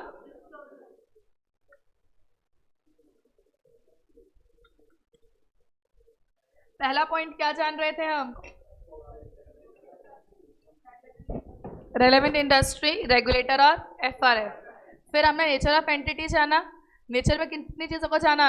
4। पहला, दूसरा, तीसरा, चौथा। अंडरस्टैंडिंग ऑब्टेन करी किस चीज़ की? TAD, ट्रांजैक्शन, अकाउंट बैलेंसेस और क्लियर। इतनी सी बात, पक्का। तीसरी बात जो तुम्हें कंपनी के बारे में जानना है वो कंपनी में लगने वाली अकाउंटिंग पॉलिसी, कि कंपनी में कौन कौन सी अकाउंटिंग पॉलिसीज लग रही है, प्लस अगर इसमें कोई चेंज हुआ है तो उस चेंज को डिस्क्लोज किया है या नहीं। ये बात तो समझ में आती है ना? पक्का। चौथा पॉइंट तुम्हें यह जानना है, कंपनी में हम लोग ना कई बार कोई स्ट्रेटेजी बनाते हैं। क्या बनाते हैं? कई बार अगर वो स्ट्रेटेजी तुम्हारी फेल हो जाए तो कंपनी के डे टू डे ऑपरेशन खराब हो जाएंगे, तो कंपनी में बिजनेस रिस्क हो सकता है। क्या हो सकता है? Business risk. इस बात का रिस्क है कंपनी में बनाई हुई स्ट्रेटेजीज आपकी क्या हो गई? फेल हो गई। तो आपको अगले पॉइंट में क्या जानने को मिल सकता है कि बिजनेस रिस्क क्या है। और 5th पॉइंट में तुम्हें जानना है कंपनी की फाइनेंशियल परफॉर्मेंस को। मतलब 4th में बिजनेस रिस्क, 5th में फाइनेंशियल परफॉर्मेंस। तो ये 5 पॉइंट है जिसके थ्रू तुम क्लाइंट के बिजनेस की नॉलेज को गेन कर सकते हो। वो 5 पॉइंट कौन से हैं? पहला पॉइंट क्या है? इंडस्ट्री, रेगुलेटर्स और FRF। सेकंड पॉइंट क्या है?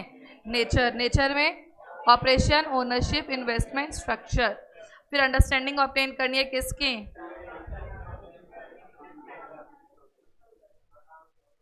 फिर अकाउंटिंग पॉलिसीज में क्या करोगे? चेंज। और 4th पॉइंट बिजनेस रिस्क और 5th पॉइंट फाइनेंशियल। बात समझ में आई? पक्का। तो इसके थ्रू हमें क्लाइंट के बिजनेस की क्या मिलेगी? नॉलेज। अगर कोई पूछे ऐसे 315 के अकॉर्डिंग बताओ क्लाइंट के बिजनेस की नॉलेज कैसे मिलेगी, बहुत रिपीट हुआ हुआ क्वेश्चन है, 5 नंबर है, पूछा जा सकता है। क्लियर है बात? जो बच्चे नोट्स में देख रहे थे, नोट्स में समझ में आ गई बात? हाँ कह रहे हो ना कह रहे हो? अब क्या नोट्स में ना चार्ट इतना चौड़ा नहीं बन सकता क्योंकि शीट छोटी है। क्या नोट्स में 5 पॉइंट नहीं लिखे? 5 लिखे हैं नोट्स में। हाँ लो फोटो लो।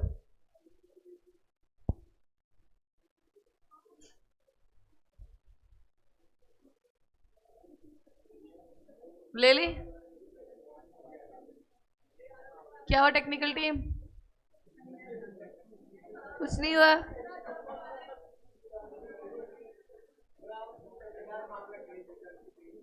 आगे डेट 11 अगस्त।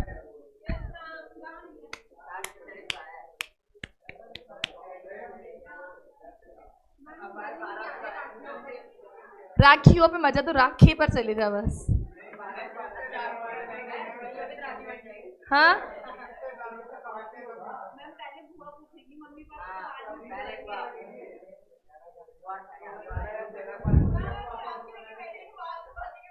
अरे मैं बता तो रही हूँ, एक बार ना सीए फाइनल का भी आया था, मैं तो सीए बन गई थी, तो ना मेरे फ्रेंड के ना मतलब वो भी बनिया ही है, उसकी शक्ल से पता चलता है बनिया है।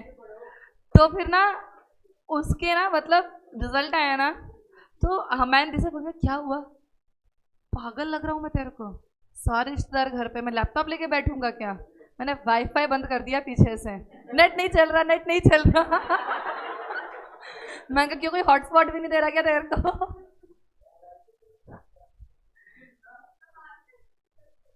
क्यों नहीं आता?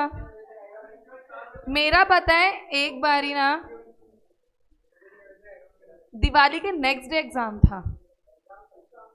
और क्या चाहते हो तुम, नवंबर में दिवाली के नेक्स्ट डे एग्जाम, ऑडिट का पेपर था मेरा, सीए के एग्जाम्स थे। तो तुम्हारा सोचो, आज तुम दिवाली पे रात को पटाखे भी नहीं फोड़ रहे क्योंकि कल तुम्हें सुबह जाके पेपर देने जाना है। तो मैं तब थोड़ी ऑडिट में प्रो थी, वो तो मैं पढ़ाते पढ़ाते प्रो हो गई।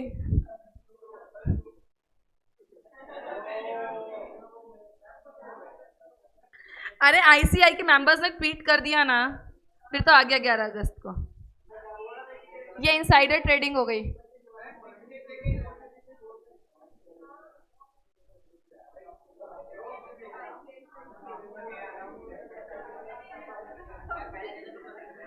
यार मतलब छुट्टी की बैंड बजा दी ना, लेकिन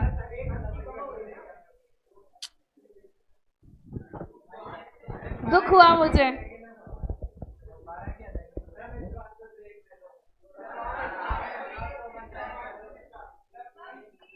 शोक सभा रखोगे क्या?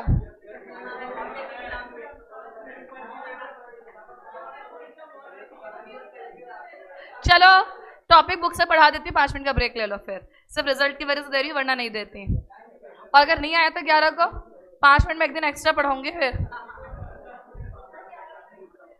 अब सुनो, one of the important principle of developing an audit plan क्या है कि आपको एडिक्वेट नॉलेज होनी चाहिए क्लाइंट के बिजनेस की। ऐसे 315 के अकॉर्डिंग क्लाइंट के बिजनेस की नॉलेज कैसे ऑब्टेन हो सकती है?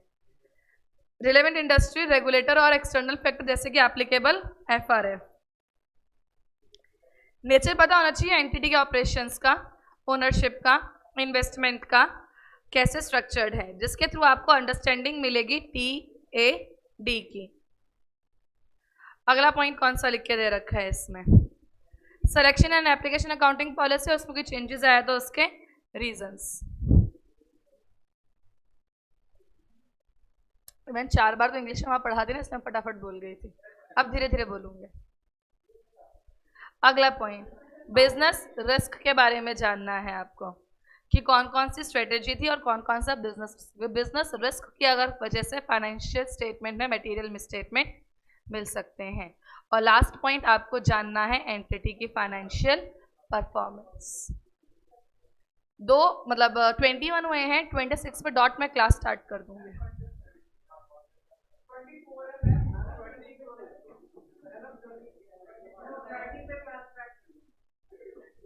27 पे we will start with class.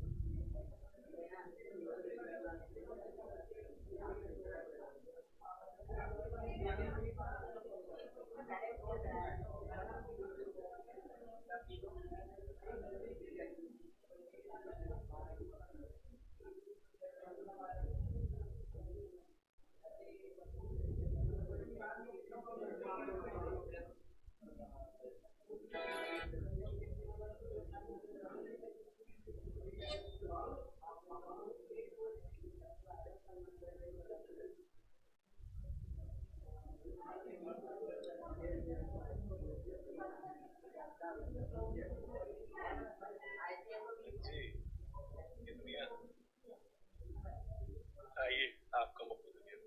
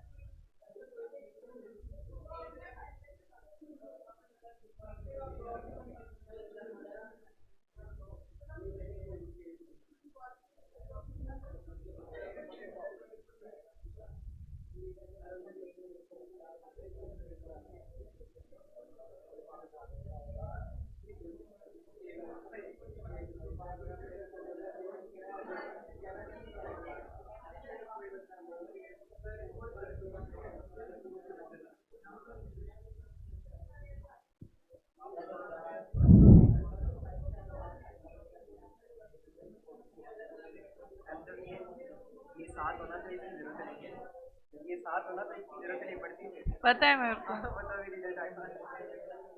मैंने कब कहा ऐसा?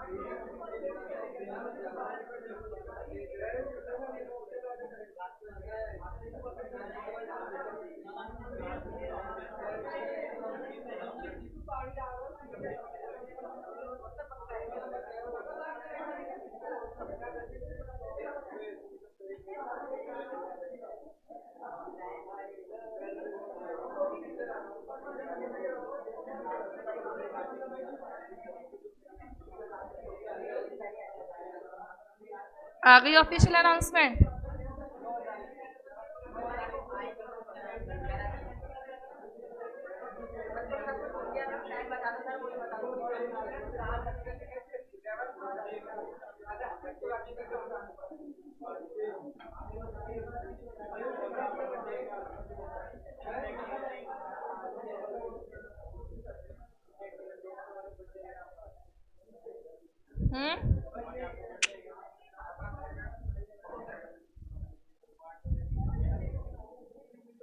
पढ़ाई शुरू करते हैं, चलो। नहीं है बर्थडे?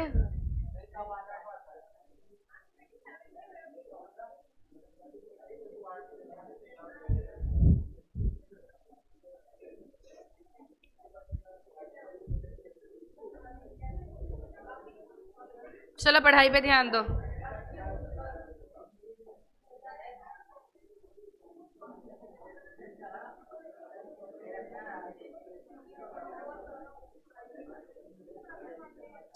पेज नंबर 10 पे आओ class. Come to page number 10। Page number 10 पे एक ट्रू फॉल्स है। Audit planning a continuous process, correct और इनकरेक्ट? ऑडिट एक चलते रहने, प्लानिंग एक चलते रहने वाला प्रोसेस है। आप पेज नंबर 10 आप लोग प्लान करोगे टॉपिक नंबर 5।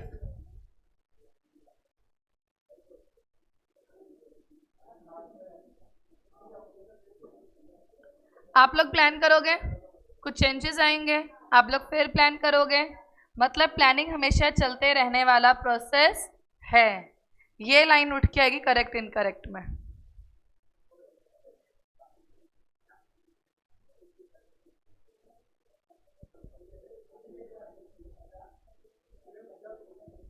हाँ, यहाँ पे लिखा है प्लानिंग कोई डिस्क्रीट फेज ऑफ ऑडिट नहीं है, बल्कि ये चलते रहने वाला प्रोसेस है जो हमेशा चलता रहेगा।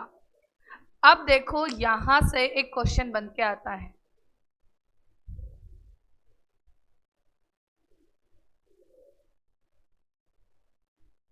क्वेश्चन क्या है, कौन समझाएगा मेरे को?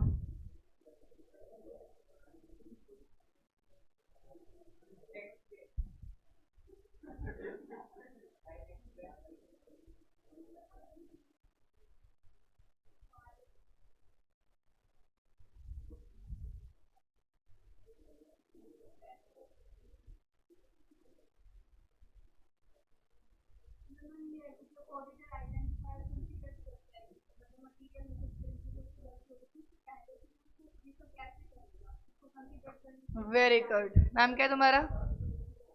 रिया। वेरी गुड रिया। इसने ये बोला कि आपने identification assessment of risk of material misstatement कहाँ किया था? ऐसे 315 का नाम यही था ना, identification assessment of risk of material misstatement.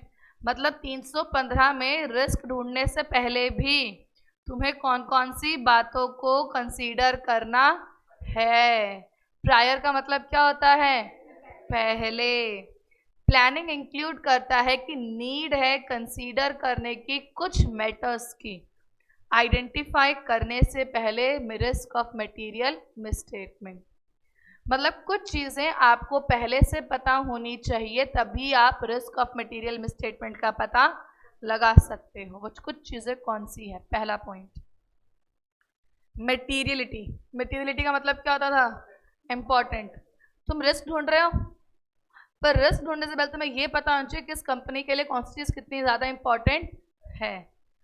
तुमने बोला किसी कंपनी के लिए 2 लाख रुपए का एक्सपेंस तुमने रिस्क में डाल दिया, पर उस कंपनी के लिए 2 lakh rupees is not material, उसके लिए 2 लाख रुपए बड़ी बात, तो क्या वो रिस्क होगा?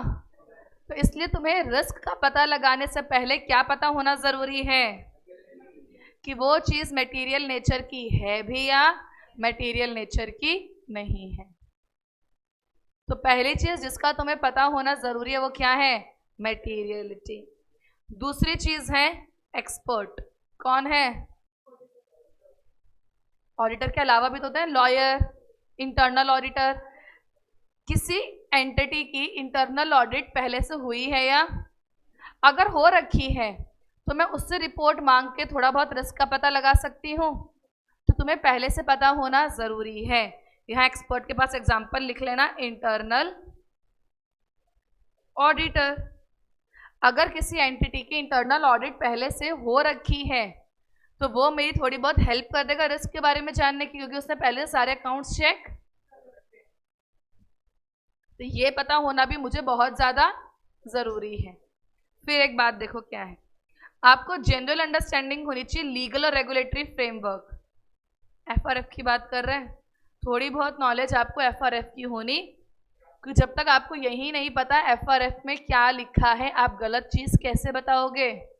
जब तक आपको सही चीज़ नहीं पता तब तक आप गलत चीज़। आपको एनालिटिकल प्रोसीजर के बारे में पता होना जरूरी। अभी हमने एनालिटिकल प्रोसीजर बताया था, जब कंपेयर करते हो, और कंपेयर करने से ही किसके बारे में पता चलेगा? रिस्क का पता चलेगा। और last point performance of other risk assessment procedure, मतलब जो 315 में लिखा है उसके अलावा, मतलब लास्ट पॉइंट है अदर्स का। तो किस किस चीज़ के बारे में आपको पता होना चाहिए एंटिटी के अंडरस्टैंडिंग ऑब्टेन करने से पहले? पहली बात क्या है? मटेरियलिटी। दूसरी बात एक्सपर्ट। तीसरी बात लीगल फ्रेमवर्क जो एप्लीकेबल हो रहा है। चौथी बात एनालिटिकल प्रोसीजर। और फिफ्थ पॉइंट अदर्स के बारे में पता होना ज़रूरी है। समझ में आई बात? तो क्वेश्चन डायरेक्टली यही स्टेटमेंट आएगी, planning includes need to consider prior to the auditor's identification of assessment of risk of material misstatement certain factors. Explain those certain factors. वो फैक्टर कौन कौन से जिनके बारे में पता होना जरूरी है? पहला पॉइंट, दूसरा, तीसरा, चौथा और लास्ट अदर्स। मुद्दा समझ में आया क्या था? कि अंडरस्टैंडिंग ऑफ रिस्क से पहले भी किन किन चीज़ों के बारे में आपको पता होना ज़रूरी है।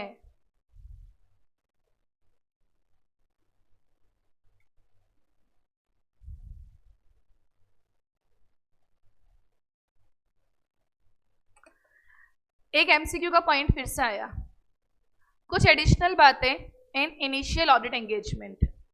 What is initial audit engagement? Initial मतलब क्या? इनिशियल ऑडिट एंगेजमेंट का मतलब ये होता है कि जब आप किसी कंपनी की ऑडिट पहली बार करने जा रहे हो, जब आप पहली बार ऑडिट करने जा रहे हो, तब आपको किस बात के बारे में देखना पड़ेगा? एक ट्रू फॉल्स वाले पॉइंट पर ध्यान रखना। मान के चलो मैं किसी कंपनी की पहले ऑडिट कर रही थी, इस साल मैं ऑडिट नहीं कर रही, इस साल कोई और ऑडिटर है, किसी और को अपॉइंट किया गया है कंपनी की ऑडिट करने के लिए। तो एथिक्स ये बात बोलते हैं, सीए एक्ट के अंदर जो एथिक्स होते हैं वो ये बात बोलते हैं कि जब आप किसी कंपनी की ऑडिट करने पहली बार जा रहे हो और आपसे पहले कोई और ऑडिट कर रहा था, तो उस पर्सन से आपको बातचीत करनी ज़रूरी है कि वो क्यों छोड़ कर गया, या उसको निकाला तो क्यों निकाला, और कंपनी की सिचुएशन कैसी है। आपको हमेशा कम्युनिकेट करना ज़रूरी है विद द प्रीडिसेसर, मतलब प्रीवियस ऑडिटर, जब भी चेंज आया है किसके अंदर, क्योंकि यहाँ पे किसके लिए ज़रूरी है ये, एथिकल रिक्वायरमेंट के चलते। आपसे करेक्ट एंड करेक्ट में बोल सकते हैं, it is not mandatory to communicate with the producer auditor जब आपने किसी नई कंपनी की या एंटिटी की ऑडिट फर्स्ट टाइम कर रहे हो। है क्यों? क्योंकि ये बात कहाँ लिखी है, उसका कंप्लाई करना, आपको उसे पूरा करना ज़रूरी है। तो एक इनकमिंग ऑडिटर को आउटगोइंग ऑडिटर से कम्युनिकेट करना ज़रूरी है। ये बात कहाँ लिखी है, एथिक्स में लिखी हुई है। सीए एक्ट पढ़ोगे, सीए फाइनल में, वहाँ पूरा एथिकल कोड ऑफ कंडक्ट है कि एक सीए को क्या क्या करना चाहिए और क्या क्या नहीं करना चाहिए। वहाँ पे ये बात डिटेल में लिखी हुई है कि आपको हमेशा पुराने ऑडिटर से पूछना पड़ेगा, भूतपूर्व ऑडिटर, है ना। गिल्टी ऑफ मिसकंडक्ट, भूतपूर्व लिखा है ना बुक में, देखा।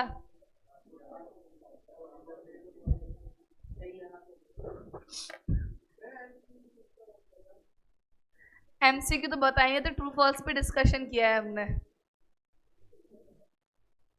कौन सी दुनिया में हो, ये भविष्य काल के बारे में सोच रहा है अभी।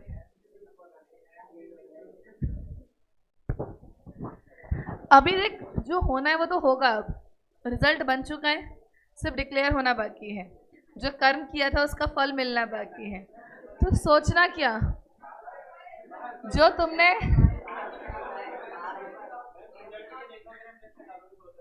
हाँ,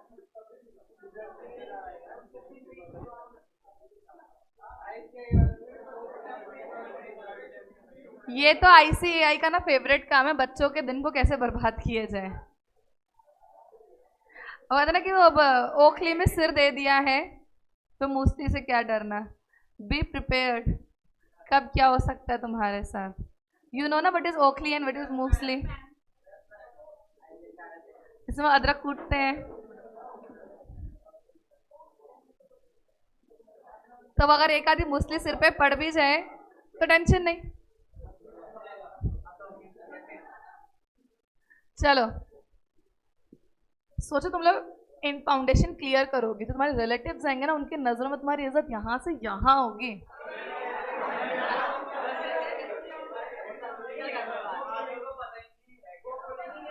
समझाइए भी मत। तो कोई भी अच्छे से कॉलेज का नाम बता दियो, मैं भी यही करती थी। फर्स्ट ईयर चल रहा है।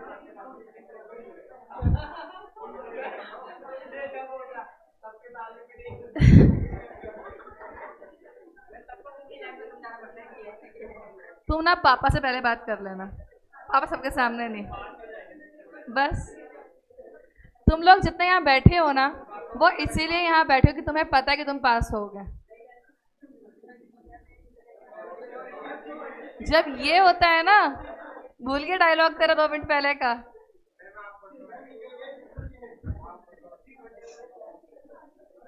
हम तो अब जिंदगी के एग्जाम्स दे रहे हैं, तुम तो किताबों के दे रहे हो।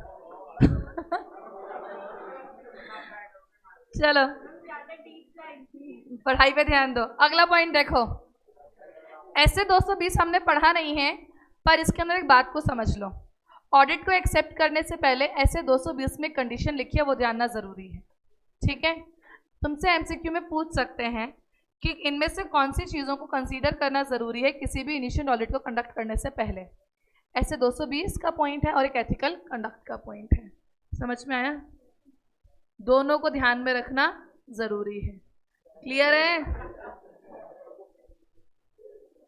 अब बताओ भाई, फिर से ट्रू फॉल्स की लाइन आ गई। प्लानिंग कौन करता है ऑडिट के लिए?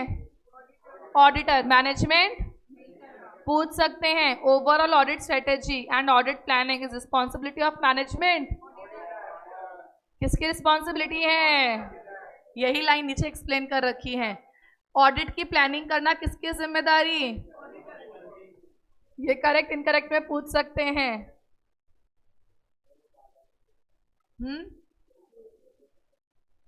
अच्छा, ये लाइन को लिख ले,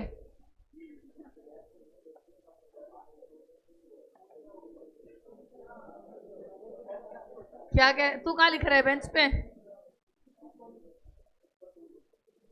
क्या हुआ भाई? तुम्हारा नाम क्या है? हाँ आशुतोष, तूने बताया था कल।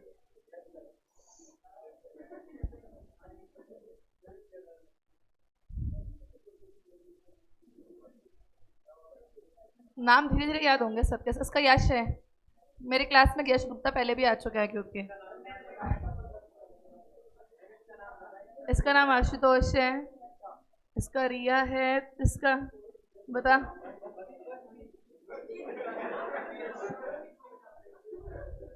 तेरा नाम? हेमंत।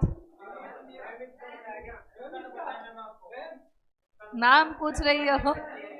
तुमने बताया था ना अपना नाम, 2 बार ही बता चुकी हो तुम।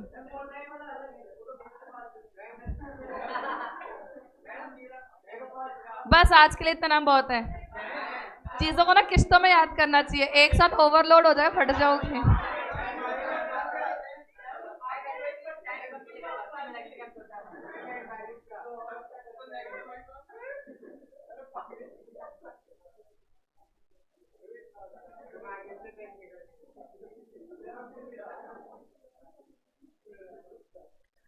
अब आ जाओ अगले टॉपिक पर। क्लास, बहुत बातचीत हो गई, अगले टॉपिक पे आओ। अब देखो टॉपिक दे रखा है हमें, changes to planning decision during the course of audit. हाँ जी, उसमें इतना से ध्यान रखना था कि आपकी स्ट्रेटेजी कौन बनाता है? ऑडिटर। बस कुछ कुछ बातें छोटी छोटी होती है ना, तो डाइजेस्ट नहीं होती ना। Changes to overall audit strategy. अब एक बात बताओ, ओवरऑल ऑडिट स्ट्रेटेजी कब कब चेंज करनी पड़ती है? बात तो प्लान बनाया, पर क्या सेम प्लान चलता रहेगा हमेशा? कुछ ना कुछ चेंज तो आते हैं। क्यों चेंज आते हैं? रीजंस बताओ। लॉ में चेंज हो गया, एफआरएफ में चेंज हो गया। इन्होंने इन शॉर्ट लिखा है तुम सबकी बातों को जोड़ते हुए, change in any condition.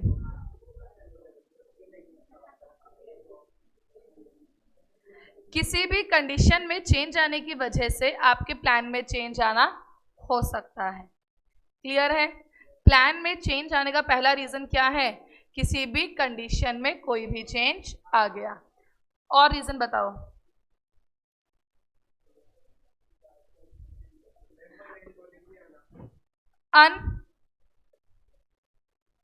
Unexpected events.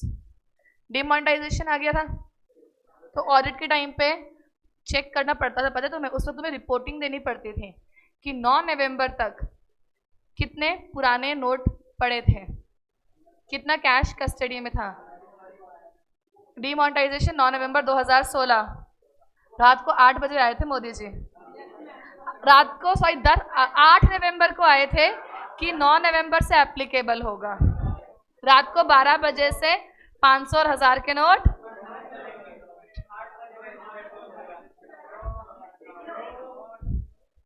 Petrol pump पे ले रहे थे पुराने नोट। पेट्रोल पंप वाले तो काफी दिन तक ले रहे थे। हाँ हाँ, हमारे घर के सामने वाला ग्रोसरी वाला भी ले रहा था, लेकिन शर्त थी कि पूरा 500 का सामान खरीदना पड़ेगा आपको, खुलने नहीं दूंगा मैं। तो खरीद रहे थे, क्यों नहीं खरीद रहे थे? हाँ,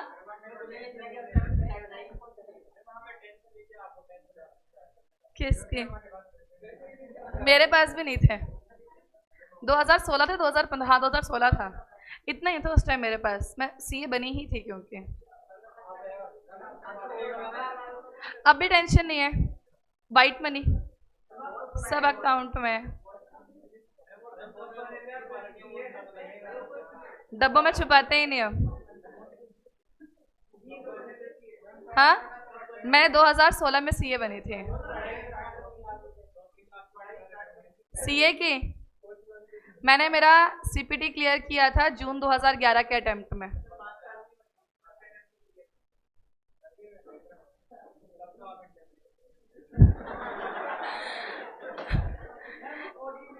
एक बात बताओ, इंटेलिजेंस का और सीए क्लियर करने का कोई रिश्ता नहीं होता। तुम्हारे हार्डवर्क के साथ तुम्हारा लक भी काम करना चाहिए। मुझे किसी ने एक बात बोली थी कि हार्डवर्क और लक ना दोनों एक ऐसे पहिए समथिंग कुछ कहा था कि जिनका दोनों का घूमने, दोनों एक ऐसी चाबी है, इन दोनों चाबी का घूमना जरूरी है, पर कौन सी कितनी घूमेगी वो जरूरी नहीं है, पर एक साथ दोनों को घूमना जरूरी है। पता नहीं, मेरे को तो किसी और ने बताया था, मेरे किसी नोन ने बोली थी ये बात कि सिर्फ एक चाबी के घूमने से पास नहीं होगे ना फेल होगे, दोनों चाबी घूमनी जरूरी है, पर कितनी कौन सी घूमेगी वो नहीं कह सकते, पर दोनों का काम चलना जरूरी है। याद नहीं। खराब।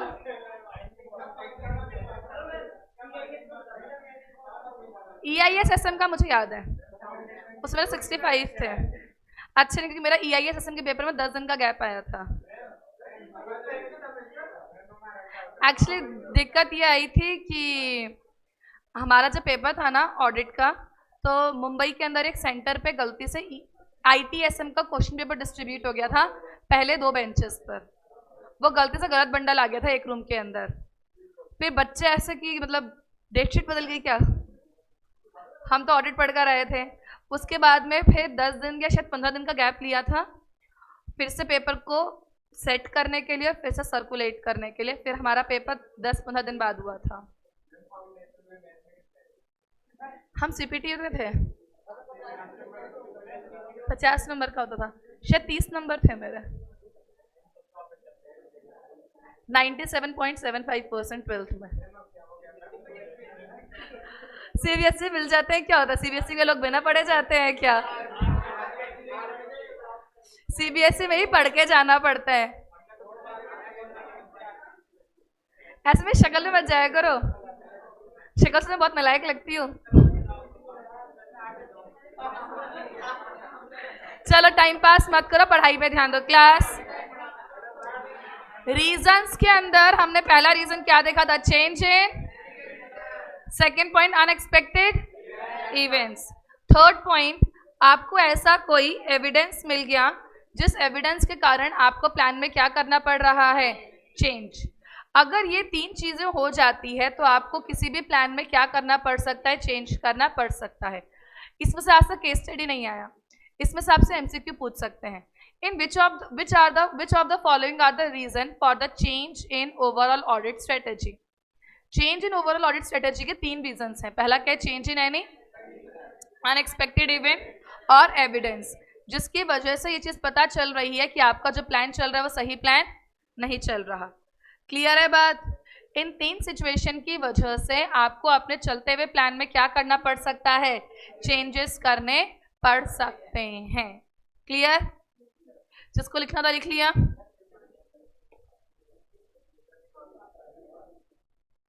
ये इंटेलिजेंट बच्चों की निशानी होती है।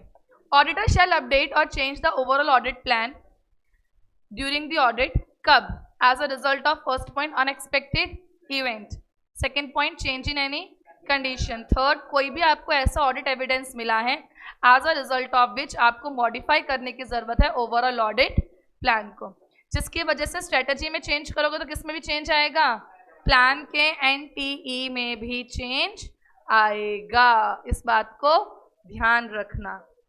क्लियर है बात? पक्का? अब देखो आगे, सिर्फ 2 टॉपिक और पढ़ो, क्लास ओवर। छोटे छोटे 2 टॉपिक हैं, जो आज पढ़ना है वो आज ही पढ़ना है। अब सुनो class, direction, supervision and review. हम लोगों ने एक बात कही थी, रिसोर्सेज। रिसोर्सेज कौन थे? आर्टिकल्स। इनके लिए यहाँ पे सीधी सीधी बात क्या बोल दी, एंगेजमेंट टीम। टीम मेंबर्स कौन होते हैं? आर्टिकल्स। आपको आपके आर्टिकल के ऊपर कितना डायरेक्शन करना है, कितना सुपरविजन करना है, कितना रिव्यू करना है, ये कौन से फैक्टर्स पे डिपेंड करता है।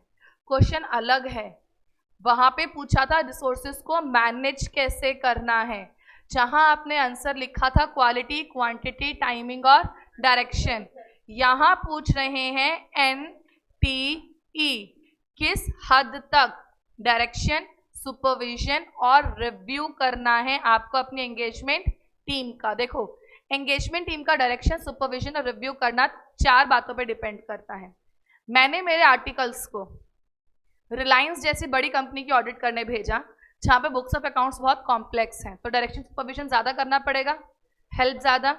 मैंने उनको किसी नॉर्मल से कंपनी की ऑडिट करने भेजा, तो वहाँ पे डायरेक्शन सुपरविजन कम करना पड़ेगा, क्योंकि वहाँ पे चीज़ों ने इतनी मुश्किल नहीं लगेगी। तो पहली चीज़ है size and complexity of the entity. जितनी ज़्यादा कॉम्प्लेक्स एंटिटी में ऑडिट करने भेजोगे, उतना ही ज़्यादा आपको क्या करना पड़ेगा, डायरेक्शन और सुपरविजन करना पड़ेगा। अगला पॉइंट, एरिया ऑफ ऑडिट। आप ऑडिट के अंदर, मैंने ना आर्टिकल को बोला जाके वाउचिंग करके आ जा, तो वाउचर देख देख के एंट्री तो मिलानी थी, तो वहाँ पे ज़्यादा सुपरविजन की ज़रूरत। मैंने उसको बोला डेटर्स को चेक करके कंफर्मेशन लेनी है, तो शायद वहाँ पे उसको मेरी हेल्प की ज़रूरत पड़ जाएगी। तो तुमने उसको ऑडिट का कौन सा एरिया दे रखा है, डिफिकल्ट एरिया दे रखा है, कॉम्प्लेक्स एरिया दे रखा है, तो सुपरविजन की ज़्यादा ज़रूरत, वरना ज़्यादा ज़रूरत। Assessed risk of material misstatement. 315 में रिस्क ऑफ मटेरियल मिसस्टेटमेंट ढूंढा था। रिस्क ऑफ मटेरियल मिसस्टेटमेंट कितना था? अगर 315 में रिस्क ज्यादा मिला था तो डायरेक्शन और सुपरविजन भी, और अगर रिस्क कम मिला तो डायरेक्शन और सुपरविजन भी। Last point, capability and competence of team members. Team member ऐसे जिनको एक बारी बात समझाई दिमाग में छप गई, तो डायरेक्शन सुपरविजन की ज्यादा जरूरत, लेकिन कतई नालायक, कितनी बार समझा दो कुछ समझ नहीं आता, तो डायरेक्शन और सुपरविजन बहुत ज्यादा। तो 4 फैक्टर्स हैं जिनके ऊपर डायरेक्शन और सुपरविजन डिपेंड करता है। पहला फैक्टर एंटिटी का साइज, दूसरा फैक्टर एरिया ऑफ ऑडिट, तीसरा factor risk of material misstatement, और last competence and capability of team members, कि टीम मेंबर कितने ज्यादा इंटेलिजेंट है तुम्हारे। क्लियर है बात? तो कितने फैक्टर्स हैं? 4। पहला फैक्टर, सेकंड, थर्ड और लास्ट। क्लियर है? पक्का? अगली क्लास में मिले फिर।